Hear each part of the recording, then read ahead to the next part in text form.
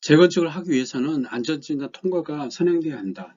현재는 안전진단 평가 항목별 가중치는 구조 안전성 50%, 주거 환경 15%, 비용 분담 10%, 건축 미관 및 설비 노후도 25%, 합계 100%인데 구조 안전성이 50%에서 현실적으로 재건축 추진이 어렵다. 그래가지고 정부에서 이제 그 현행 구조 안전성 비중을 현행 50%에서 30% 낮추고 대신 주거 환경 비중을 15%에서 30% 상향해가지고 재건축을 쉽게 할 수 있도록 이런 방향 쪽으로 추진하고 있는데 아마 내년 상반기쯤에는 정확한 안이 나올 것 같다. 안전진단은 주택 노후도 및 불량 정도에 따라 구조 안정성 여부, 보수 비용, 주거 여건 등을 조사하는 절차이다. 안전진단은 통상 이제 현지에서 이루어지는 예비 안전진단, 정밀 안전진단, 공공기관 적정성 검증 3단계로 구성되는데 2등급을 맞으면 즉각 재건축이 확정되지만은 조건부 재건축 D등급에서는 전문 기관에서 적정성 검증을 거쳐 최종 통과 여부를 결정한다.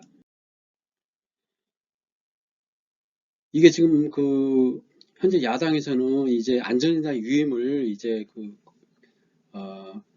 현재 국토부 장관에서 이제 특별시나 직할시 아니면 도지사에게 유임하는 걸로 이렇게 추진하고 있는데 추진하고 있고 정부에서는 이제 규제 완화를 통해 가지고 친시장적으로 나가고 있다. 만약에 이제 이게 통과가 된다고 그러면은 이제 아무래도 이제 재건축 안전진단이 완화됨으로써 일기 신도시 같은 경우에는 아무래도 활성화되지 않을까 이렇게 생각을 한다.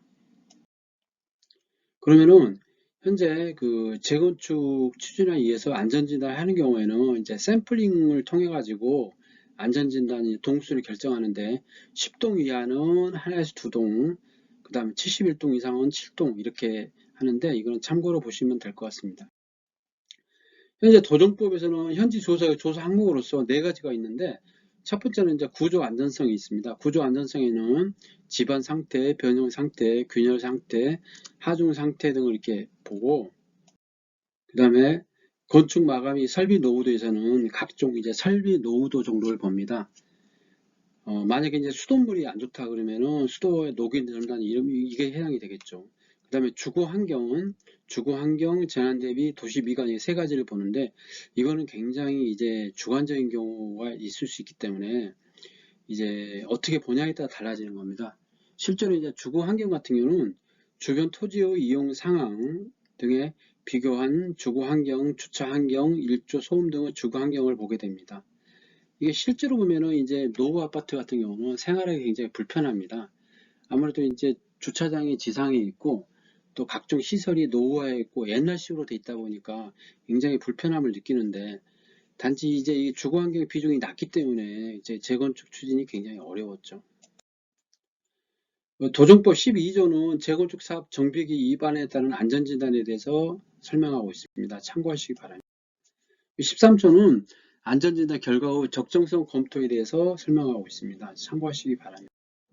10조 시행령에서는 이제 안전진단을 결과 D등급인 경우에는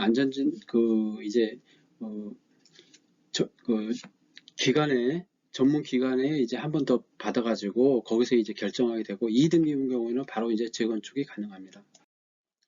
그리고 이게 가장 중요한 게 현재 검토되고 있는 주체별 안전진단 규제 안화를 보면은 정부에서는 구조 안전성 가치를 낮추고 주거환경 가중치를 높이는 방향으로 이렇게 하고 있고 야당은 규제 권한을 이제 정부 지금 국토부 장관에서 각 시도지사한테 위임하는 쪽으로 법제를 하고 있고 서울시에서는 안전진단 비용을 지자체에 지원하는 쪽으로 이렇게 생각을 하고 있습니다.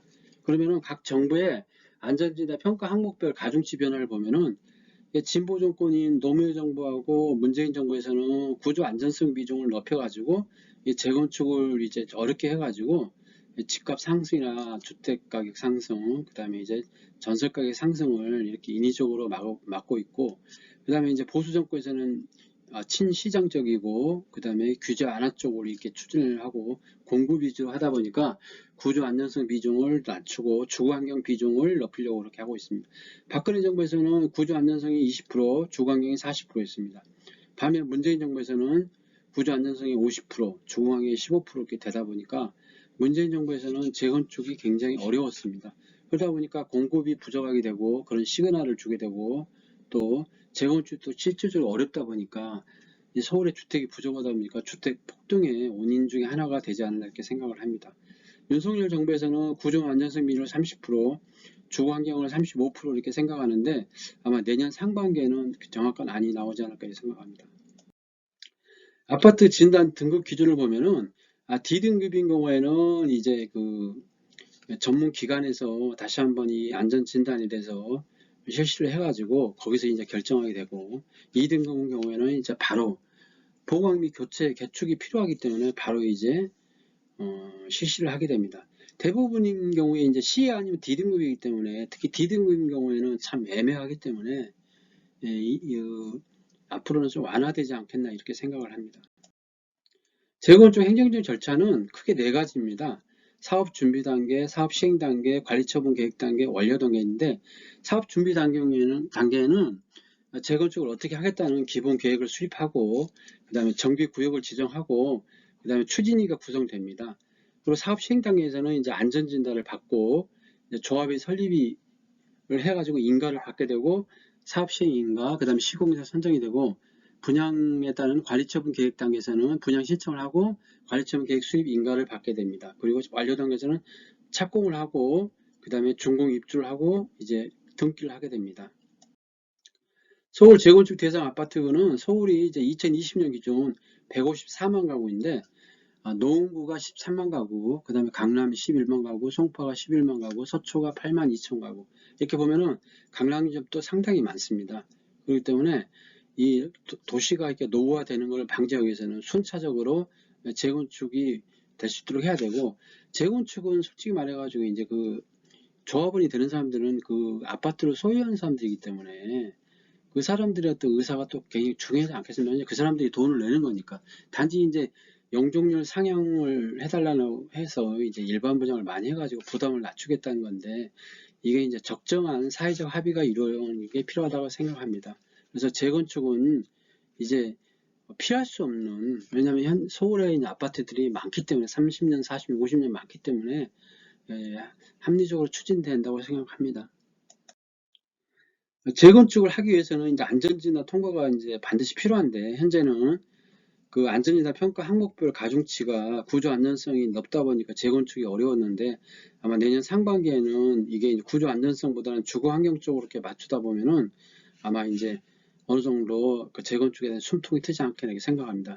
지금까지 재건축과 그 안전진단에 대해서 알아봤습니다. 그래서 재건축을 실시하는 그 절차라든지 그 다음에 이제 안전진단 평가 항목별 가중치에 대해서는 어느 정도 알고 있어가지고 자기 아파트가 이제 30년이 넘었다 그러면은 대략적인 걸 한번 이렇게 어느 정도는 알고 있는 게 좋을 것 같습니다. 이상 감사합니다. 구독, 좋아요 부탁드립니다.